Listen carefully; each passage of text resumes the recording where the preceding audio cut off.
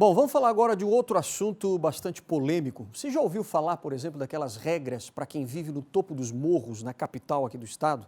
Quer dizer, já ouviu essa expressão, né? Topo de morro? O que significa isso? Pois é, muita gente não sabe, mas os proprietários de imóveis, né, que ficam no topo dos morros em Florianópolis têm enfrentado problemas aí por causa das regras de construção nesses locais. E o pior é que os terrenos não foram comprados de forma ilegal, não, hein? Eles receberam aval aí dos órgãos competentes e agora estão impedidos de construir ou até mesmo de receber alvarás. Nós vamos tirar as dúvidas agora sobre esse assunto, conversando com o advogado Vinícius Loss, que já está aqui com a gente. Tudo bem, Vinícius? Obrigado por ter aceitado aqui o nosso convite, né? É um assunto bastante polêmico, você está virando até um especialista nesse assunto, né? Resolveu se debruçar nisso, porque a pergunta que a gente faz, qual é o significado hoje de topo do morro, de acordo com a lei que está em vigor hoje do Código Florestal, né? Certo. O que significa? Certo. Boa noite. Boa noite, seja bem-vindo. Obrigado. De fato, hoje aqui em Florianópolis nós temos uma situação especial, porque hoje o Código Florestal que rege toda essa questão em âmbito nacional, ele diz que os morros que devem ter os seus topos protegidos, eles precisam ter mais de 100 metros de altura. E aqui em Florianópolis, nós aplicamos uma resolução do CONAMA, que é o Conselho Nacional do Meio Ambiente, que diz que o morro que tem que ser protegido tem que ter pelo menos 50 metros. Opa! Exatamente. Já tem uma diferença. Exatamente. Essa resolução, ela existe porque no passado o Código Florestal antigo, que é lá da década de 60, ele não definia qual era a altura mínima dos morros para que se tivesse o topo protegido. Então, como não havia nenhuma definição na lei, o CONAMA resolveu fazer uma resolução que vale menos do que a lei, para dizer assim, olha, de agora, como não tem essa definição na lei, os morros que tiverem pelo menos 50 metros serão protegidos. Em 2012, quando nós passamos a ter o novo Código Florestal, para acabar, havia muita discussão no país sobre como calcular o topo de morro, era muito difícil, as regras que foram previstas ali na resolução eram muito difíceis. Os próprios geógrafos não se entendiam. O próprio mapa da prefeitura aqui, da Floran, aqui em Florianópolis, não bate com o que está na resolução. Olha só. Então como tinha toda essa confusão, o novo código passou a dizer o seguinte, olha, não é mais 50 metros, é 100 metros. Só aqueles morros que forem maiores, né, do que 100 metros terão os seus topos, que é o terço de cima, protegido. No entanto, aqui em Florianópolis, a Floran ainda entende que é necessário aplicar essa resolução, que já não vale mais, né, porque ela regulamentava uma lei que foi revogada. Então, ela não pode se superar à própria lei. Hoje, na prática, o que significa para os moradores que já estão, por exemplo, que já têm propriedade nesses morros? Pois é, esse é um problema muito sério, porque muitos desses terrenos, e eu passei a me envolver com isso porque eu comprei um terreno nessa situação, num loteamento regular, com rua, com coleta de esgoto, fornecimento de água, os meus vizinhos todos já têm as suas casas construídas, e o meu terreno, então, tem matrícula de imóvel. Lá na matrícula de imóvel consta que foi um loteamento aprovado pela prefeitura na década de 70 ainda, e agora, quando eu vou querer construir, a Floran me diz que eu estou numa área de proteção ambiental e que eu não posso construir.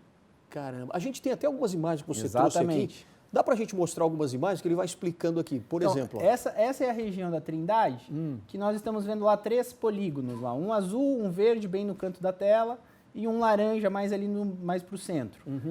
Reparem, essa é uma região extremamente urbanizada, é ali na Trindade, aquela rua que faz um cotovelo ali, certo. A rua Dr. João Percy de Borba, e aquele terreno laranja é o que eu adquiri. A próxima imagem, se a gente puder mostrar... Vamos ver se a gente consegue mudar agora para a próxima imagem. Aí.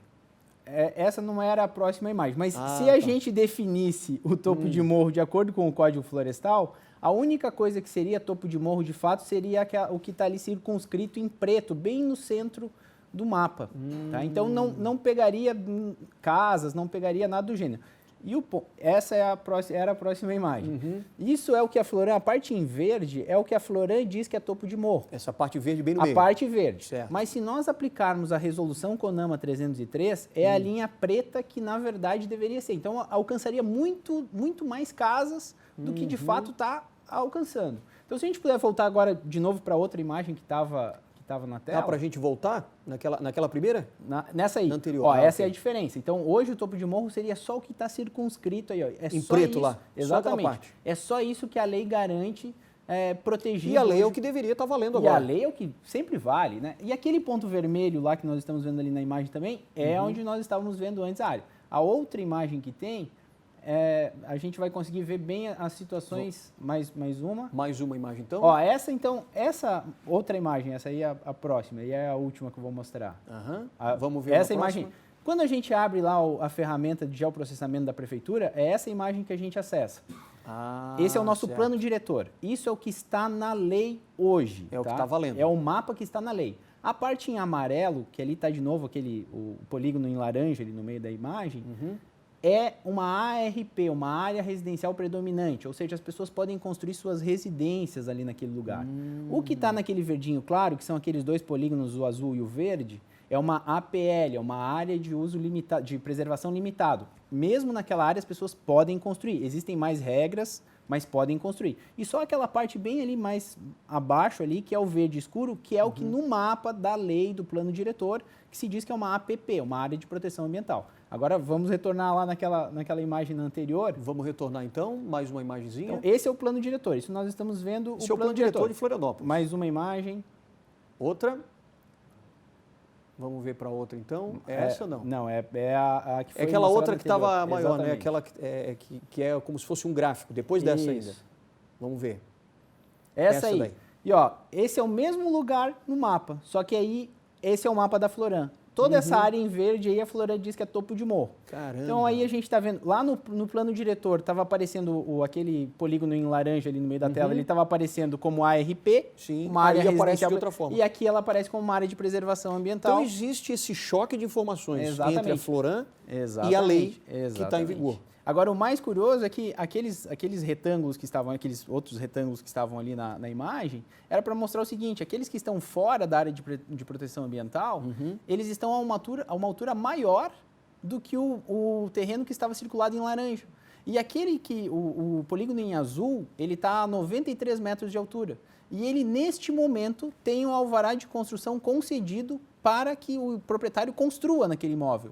E o terreno em laranja, que é o meu terreno, que está a 83 metros, está abaixo, Certo. não pode ser construído pode porque ser está dentro construído. da área de proteção ambiental. E tem outros exemplos também, por exemplo, de terrenos que estão lado a lado. Lado a lado, que é aquela situação ali mesmo, é aquele polígono verde e o azul. Eles estão lado a lado. O azul mais da ponta, mais próximo do mato, inclusive, pode ser construído. E o do lado, na mesma altura, não pode ser Justamente construído. por causa do traçado que foi feito. Exatamente. Porque esse traçado, ele não leva em consideração, de fato, as características do morro. Porque não importa muito a gente dizer qual é a altura ou qual a declividade que tem esse morro para se definir o que tem que ser protegido e o que não tem.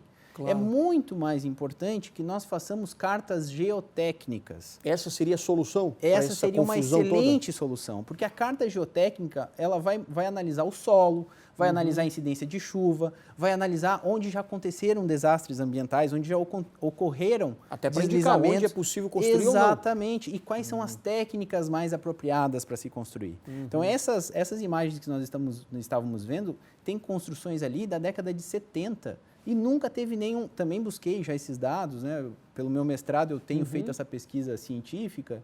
Fui buscar na Defesa Civil, naquela região nunca teve um deslizamento. Nunca teve um desastre ambiental.